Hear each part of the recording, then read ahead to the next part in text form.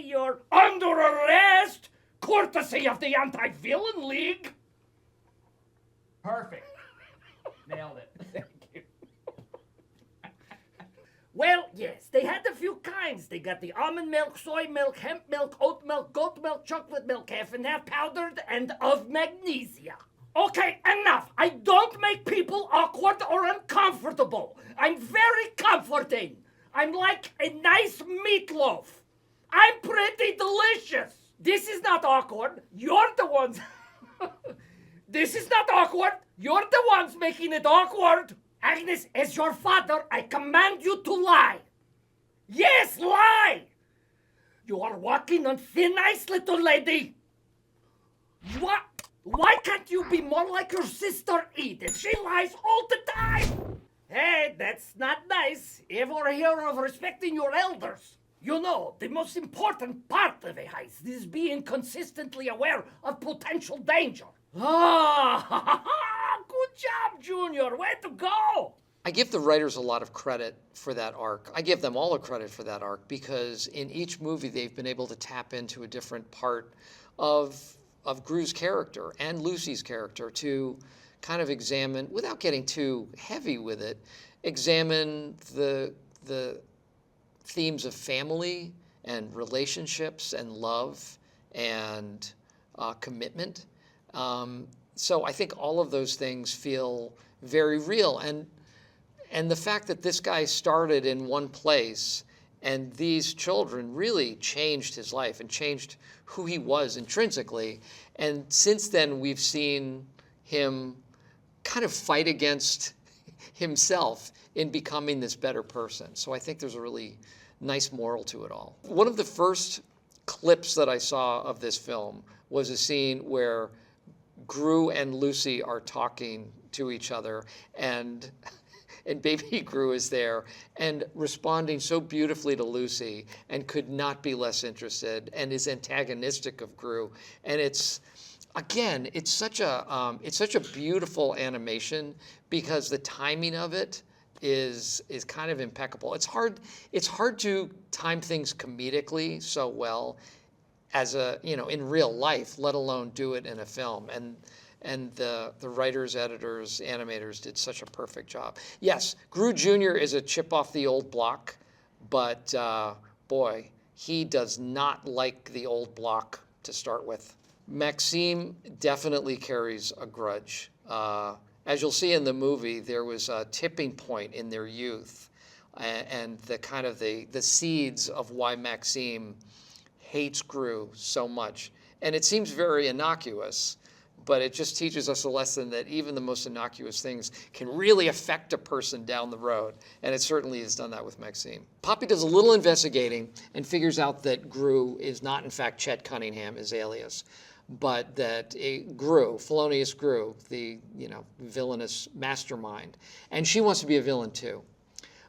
So she manipulates him into pulling off a heist, and because she wants to be a villain, just like him.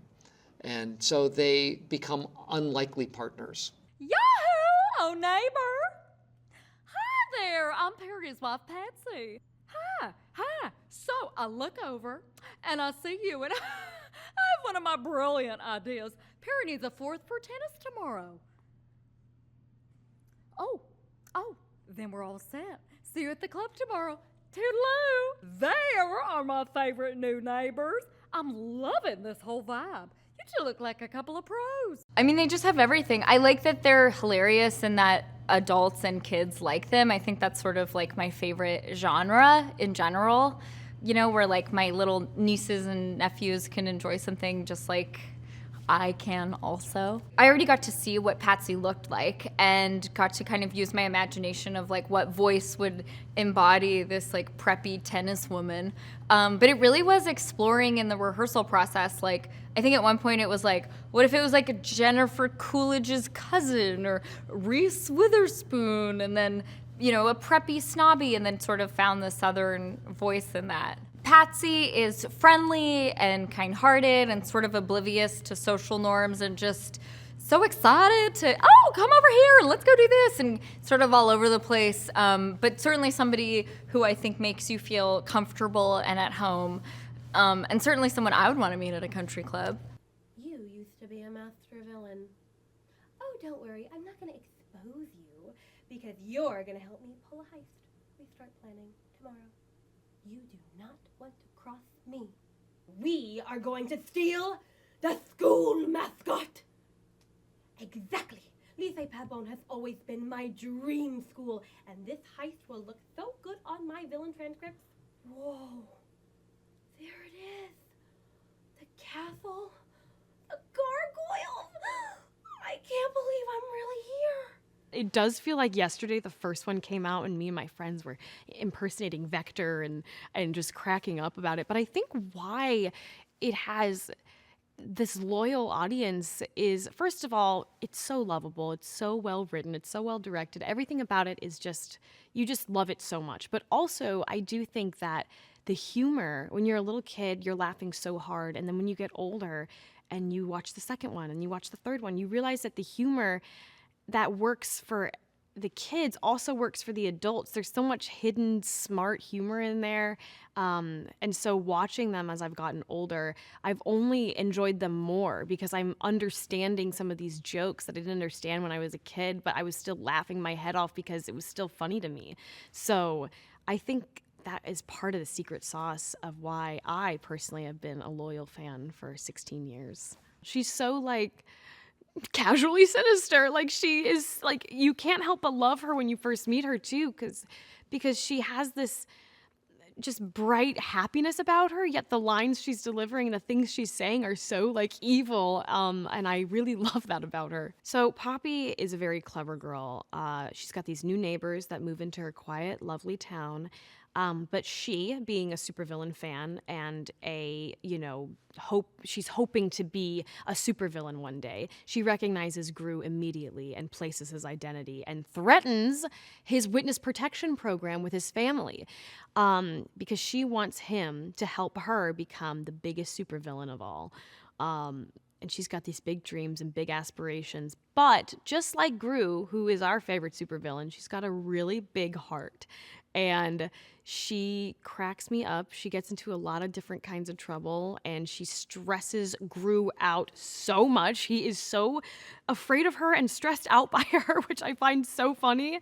And she knows it, and it makes her, she finds so much joy in giving Gru anxiety. I'm not calling you that stupid name, but I love this evil plan.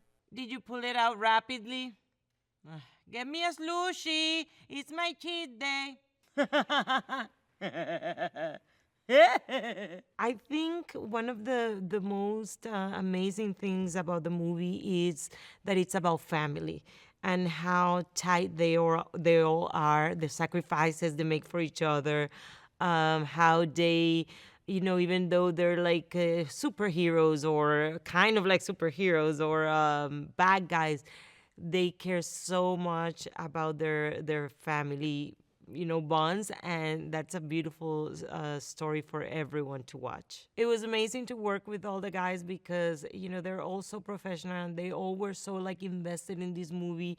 They knew every little, detail that they wanted. It was really nice, to be directed by someone that it's in love with what they're creating. It's amazing, and more when it's joy and happiness, to kids and families. This is a movie that you can watch together with your kids, which is something really special. I mean, the adults are not going to get bored watching the movie.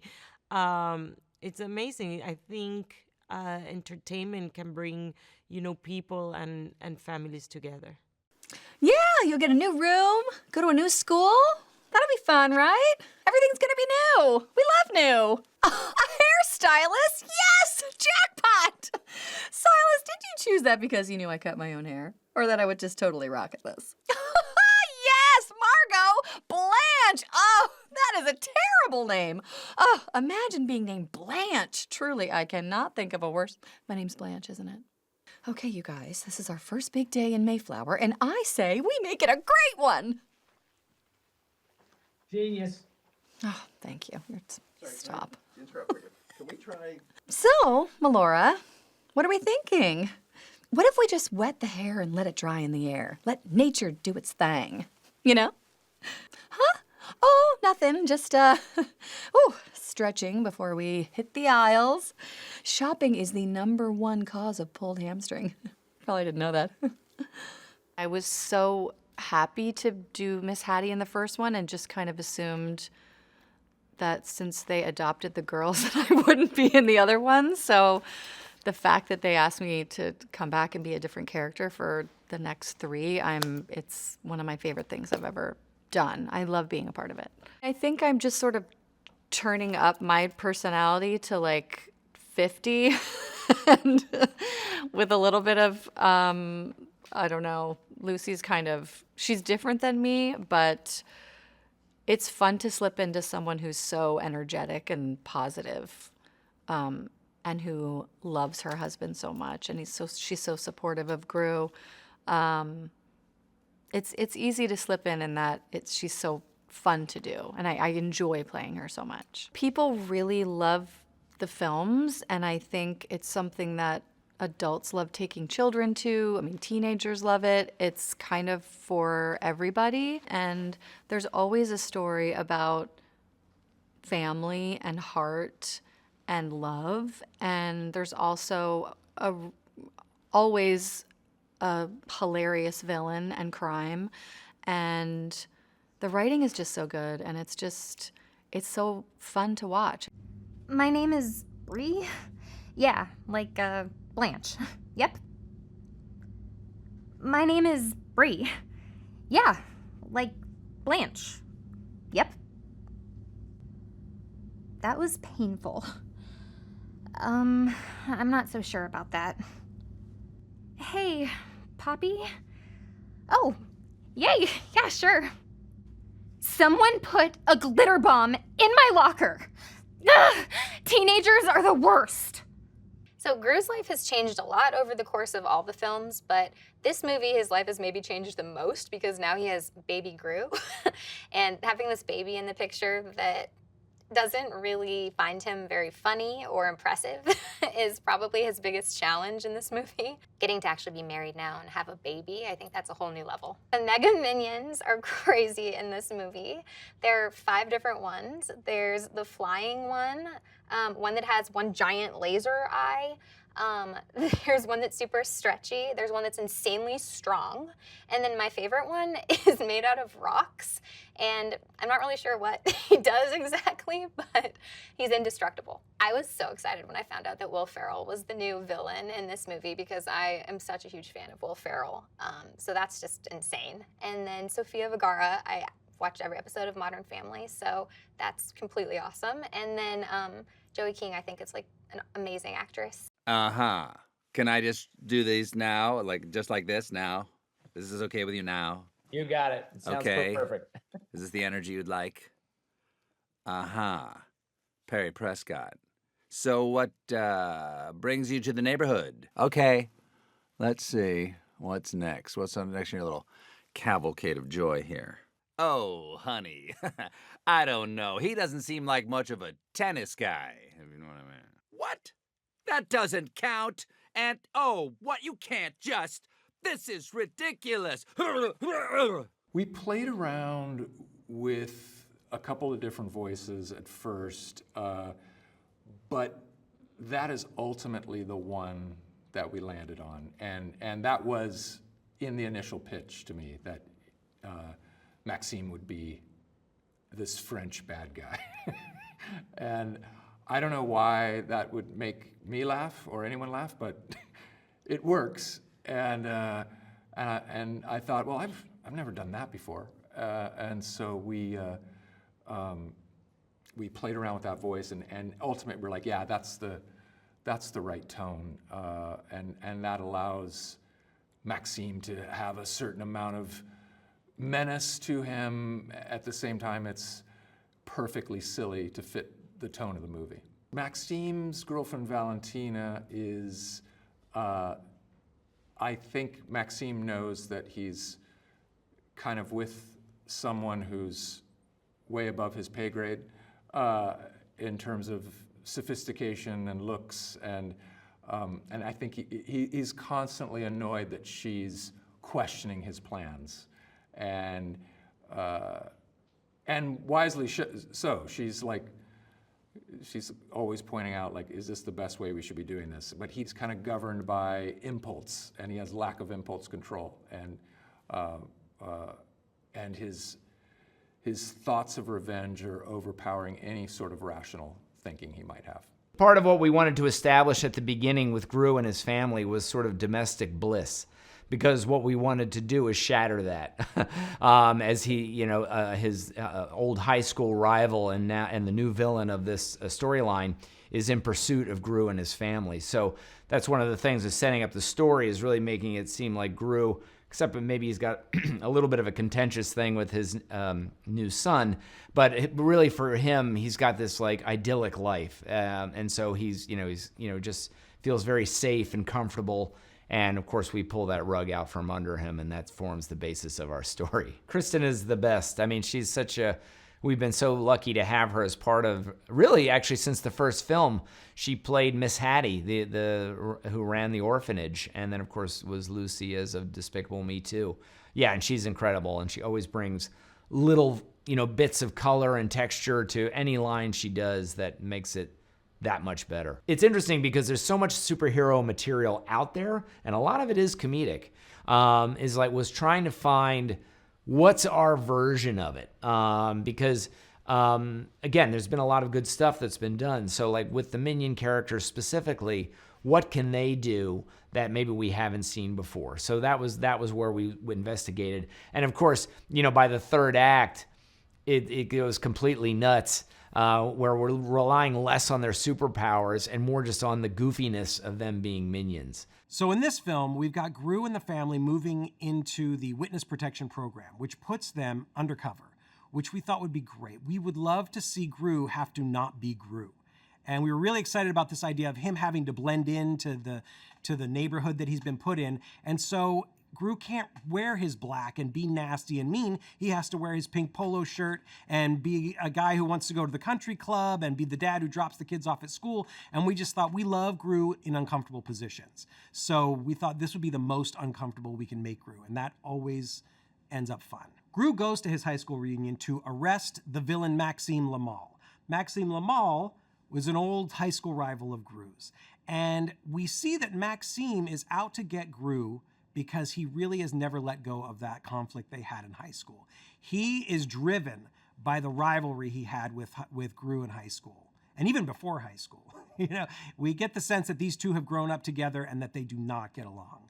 And Maxime has never let go of that. Steve Carrell is the greatest human on the planet. I love working with him. It is a treat every time, and he is so good at what he does. He leaves nothing on the floor. He just goes for it every single time. He gives it his all every time. And to watch him come back years after, we've done this, he'll come back 2 years later, and when I tell you the first line is dead on, he's got that voice dialed in his head. I think that voice just lives in his head now, which makes sense. He's been doing it for quite a while.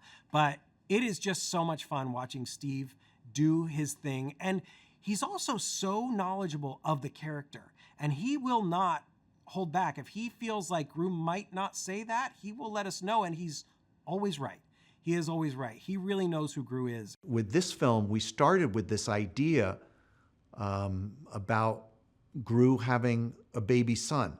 And then we realized that there was a huge opportunity in Gru being so enamored with his son, so different with his son than his gruff persona with everybody else, that when he expresses that love for his son, that it's actually his baby son who rebuffs him. In DM4, we explore a rivalry between Gru and a villain named Maxime 𝗚𝗏. Maxime 𝗚𝗏 is voiced by Will Ferrell.